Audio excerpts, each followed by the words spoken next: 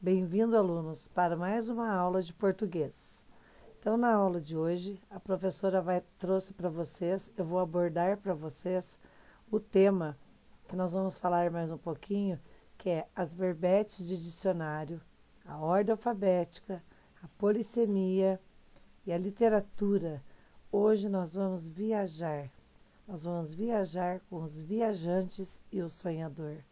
Vamos voltar a ter as nossas tardes maravilhosas, deliciosas, vivendo um pouquinho no mundo literário, ok? Então, hoje a gente vai começar a nossa aula falando um pouquinho das verbetes de dicionário. Então, o que seria verbetes de dicionário? É o que tem o significado das palavras, além de apresentar as informações sobre classes de palavras, às quais pertence, entre outros itens.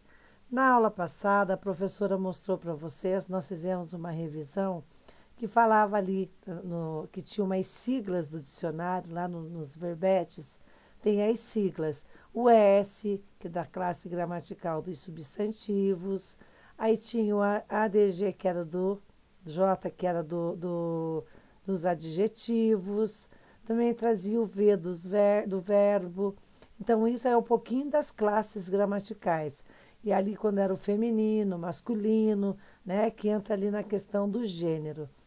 Então, verbete do dicionário é quando eu vou procurar uma palavra sinônima, onde eu vou buscar o significado dessa palavra. A gente não pode esquecer disso, tá bom, meus queridos? E a ordem alfabética? Quando a gente fala de ordem alfabética, logo a gente pensa em quê? Em organização. Então, o que é organizar? As pessoas organizam agendas, organizam catálogos telefônicos. Então, na língua portuguesa, é uma forma, quando a gente fala de ordem alfabética, a gente está falando da organização do quê? Das palavras, de acordo com as suas letras iniciais, em uma ordem de A a Z. Nós não podemos esquecer que quando a gente fala de organização, a gente está organizando, a gente está arrumando a apresentação dessas palavras de acordo com as letras iniciais. E também a gente vai relembrar hoje um pouquinho da polissemia, que a professora trabalhou com vocês na apostila. Vocês fizeram várias atividades, mas ela é um fenômeno de uma palavra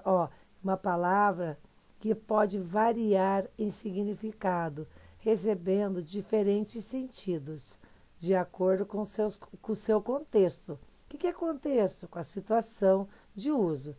Eu trouxe para vocês alguns exemplos. Então, o primeiro exemplo que a professora trouxe de polissemia é que nós vamos falar da árvore. A árvore da mangas tem o quê? A árvore que dá o fruto da manga, a professora aqui faltou uma palavrinha aqui, tá? É a árvore que dá mangas. O que dá mangas? Que tem a fruta, tem o nome de mangueira. Mas eu também tenho um instrumento usado para esguichar água, que o papai usa para lavar o carro, que a mamãe usa para lavar a calçada, que a gente usa para lavar a calçada, para molhar as plantas, que eu chamo de mangueira. Então, as duas palavras têm a mesma grafia, certo? Tem os mesmos sons, né, que eu vou pronunciar, escrevemos da mesma palavra, porém, nós temos a questão do contexto, a situação. Então, ali eu estou falando da mangueira, que é a fruta, que é o pé da fruta, que é a árvore frutífera, que dá a manga. Ou eu posso falar também que é aquele instrumento que eu uso para regar as plantas e lavar a calçada, ok?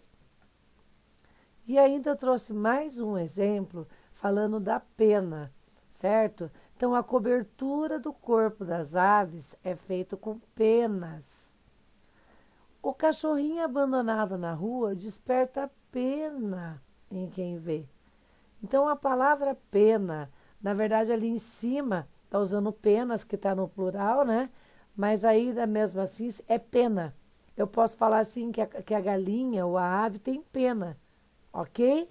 Então, a mesma grafia, a mesma forma de pronúncia, porém, os significados são diferentes. Aí nós temos mais um exemplo. A árvore que dá mexericas é chamada de mexeriqueira. As pessoas que fazem mexericos são chamados de mexeriqueiras, que é o mais conhecida como as fofoqueiras, né? Então, assim, meus amores. E também eu tenho que prestar bastante atenção, que nem lá na apostila a gente usou o exemplo do banco, que eu posso falar do banco, onde eu vou fazer as minhas operações financeiras, né?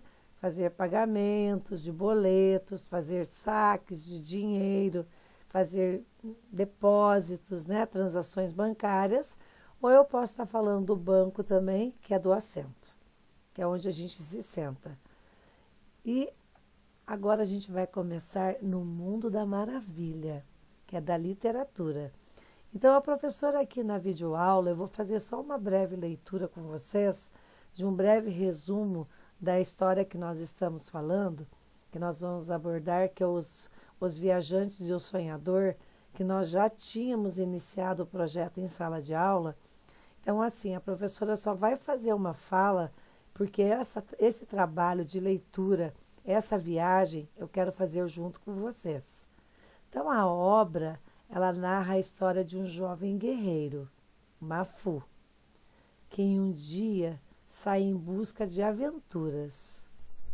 Durante a sua caminhada, ele encontra o sonhador e outros companheiros igualmente destemidos, que juntos descobrem a força que tem e o quanto é importante para a vida, a amizade e o amor.